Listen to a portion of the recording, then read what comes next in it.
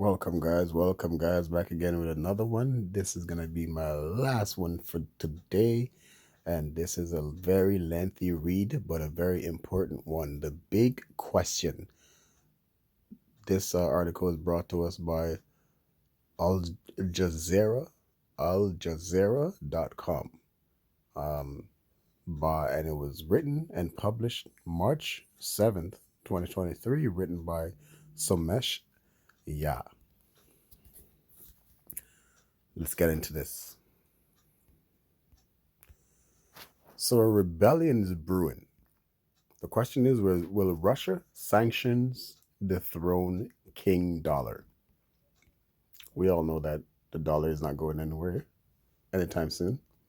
So a rebellion is brewing. The United States dollar has ruled the financial world for nearly 8 decades, since the end of World War II. Now, another war is setting the stage for many countries to explore a move away from the dollar for trade, raising questions over the currency's future dominance. Russia's invasion of Ukraine in February 2022 triggered a wave of US-led financial sanctions against Moscow. The two most powerful among them have the decision by Western government to freeze nearly half 300 billion dollar of Russia's foreign currency reserves and the removal of major Russian banks from SWIFT, an interbank messaging service that facilitates international payments. These sanctions, which some have called the weaponization of the dollar, have predictably made Russia and China the two biggest geopolitical rivals of the US promote their alternative financial infrastructures. But it isn't just Beijing and Moscow. From India to Argentina, Brazil to South Africa, and the Middle East to Southeast Asia, nations and regions have accelerated efforts in recent months towards arrangements aimed at reducing their dependency on the dollar.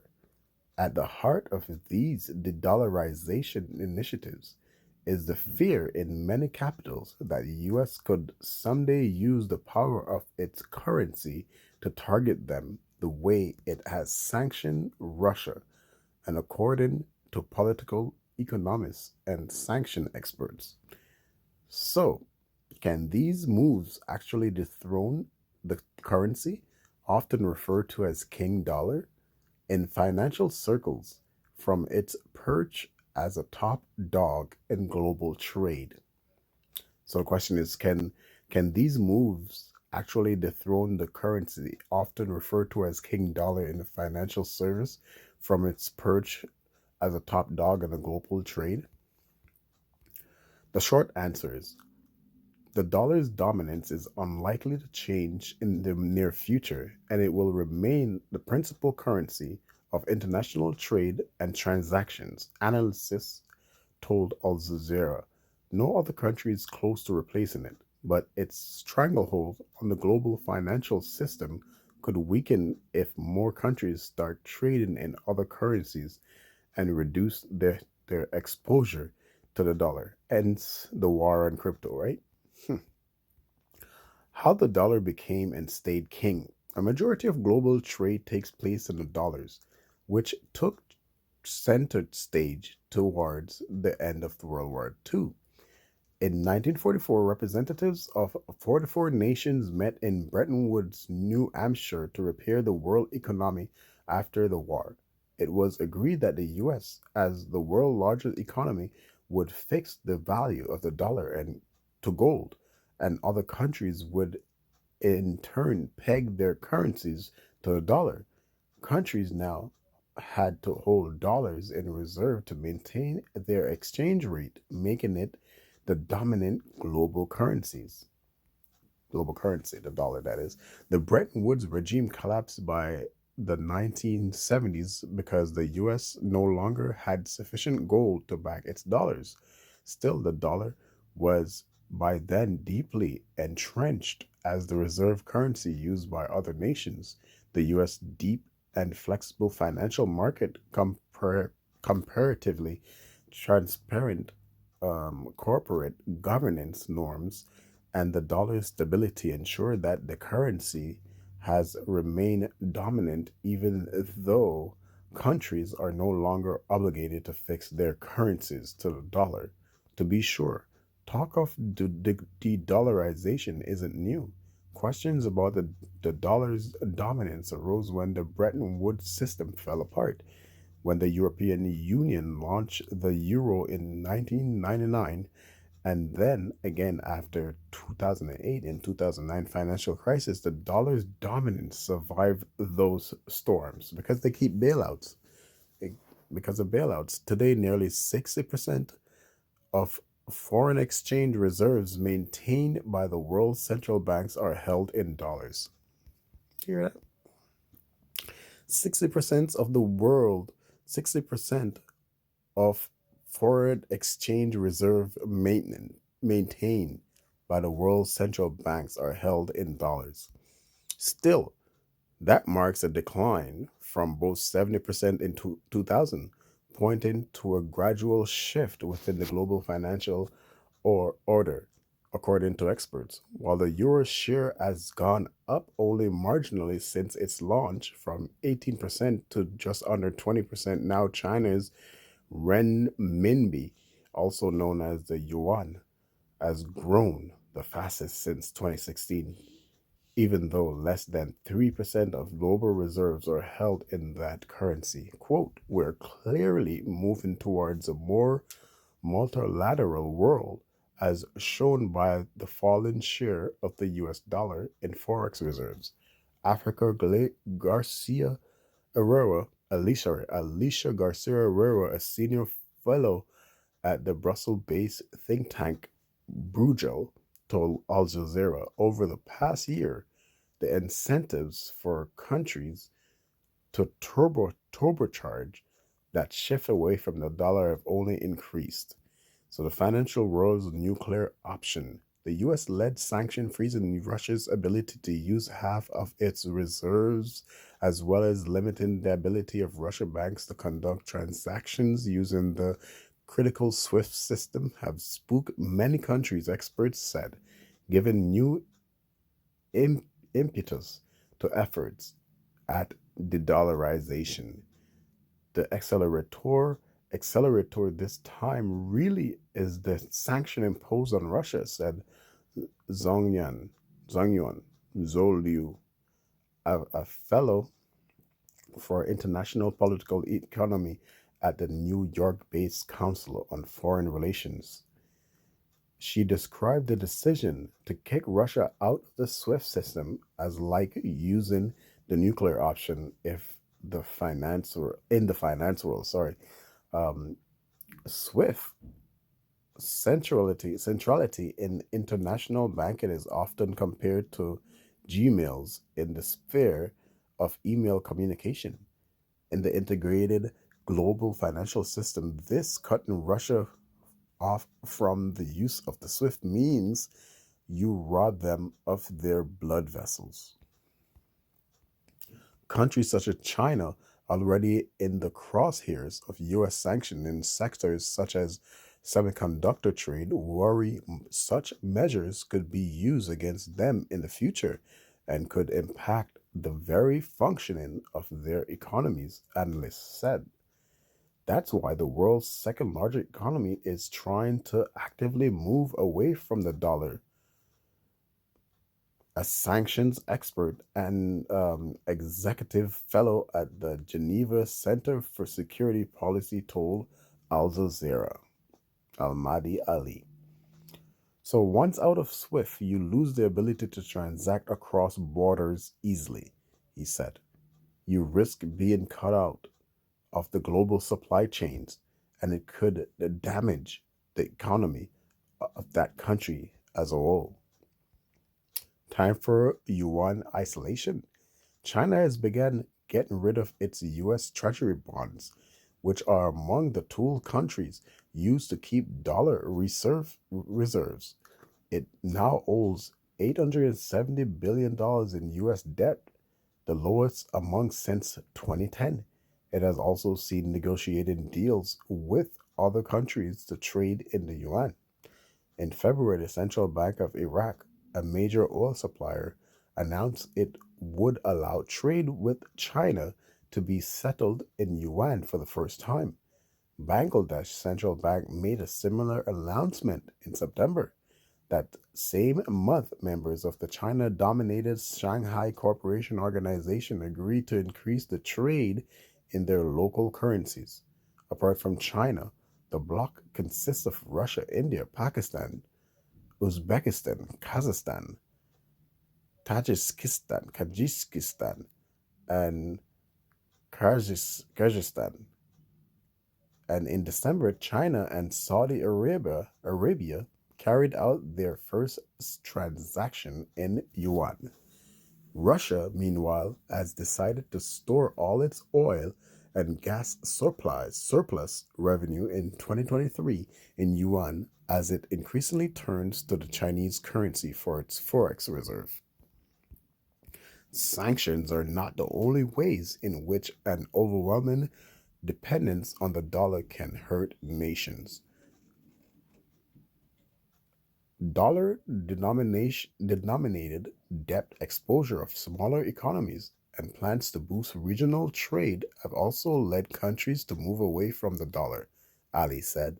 The US dollar is at a value more than 10% higher than at least the start of the Ukraine war in February 2022 and 30% higher than a decade ago. At one point in October, the dollar was at its highest mark since 2000. That appreciation in the value of the currency makes the dollar denominated debt much more expensive to repay for countries that buy large volumes of fuel, food, and other essentials commodities from other nations. This also dramatically increases their imports bills. That's why it is just China and Russia trying to cut their exposure to the dollar, but a flood of nations, including close friends of the US, that are looking for alternatives. Cutting out the dollar. Last week, the ambassador of the United Arab Emirates, UAE, to India said the two countries were trying to finalize a deal to trade in their currencies, the dirham and rupee. The UAE is among India's top trade partners. In January, an Indian Ministry of Commerce official told reporters that Russia, Sri Lanka, Bangladesh, and Mauritius were all keen to trade with India in the rupee. Southeast Asia's major economies are plotting the creation of a mechanism whereby mobile apps can be used to trade between these nations in their local currencies without needing to rely on the dollar as an intermediary. Mobile wallets, eh? And in an announcement that made global headlines, the presidents of Brazil and Argentina said in January that they would set up a common currency to settle trade transactions. Despite these efforts, experts are not convinced that any currency can dethrone the dollar anytime in the near future. Quote, the only currency that can replace the US dollar in the long run is the renminbi. But for it to ever take up that role, the currency has to be fully convertible, Aurora said. I don't think that will happen in the foreseeable future. A currency becomes fully convertible when it can be exchanged freely into other currencies for all purposes. In financial markets, trade, or on global foreign exchange markets, however, the yuan is convertible only for limited purposes, such as trade, restricting its allure despite the ever increasing impact of China on the global economy. Some experts believe that while the moves towards de-dollarization won't replace the dollar with another dominant currency, they could carve out other options to allow non-dollar trade transactions. Just how far they'll succeed, though, is hard to tell at this point, Ali said. Countries such as Argentina, Brazil, for instance, are commodity based economies, and the US dollar dominates commodity trading. When dealing with other countries, they will remain dependent on the dollar, Liu said. And many countries such as Saudi Arabia and the UAE still have currencies pegged to the dollar, she pointed out. Escaping the dollar's grip won't be easy for these nations. Lubricant or weapon. Globally, the dollar is seen as a safe haven asset by investors, especially during economic crisis, because of the high confidence in the US economy. That assurance shows the increased demand for the dollars at such times. But that demand is also what led to the devaluation of most currencies against the dollar in 2022 during the war in Ukraine. There are inescapable advantages of carrying out trade in a single currency, such as the dollar, Liu said. It helps reduce transaction costs and is responsible for the highly integrated nature of the global financial system, she said, calling the dollar a lubricant in international trade and finance. Trade in multiple currencies increases the risk of currency validity. A fragmented system of international trade will make transactions inefficient, Liu warned.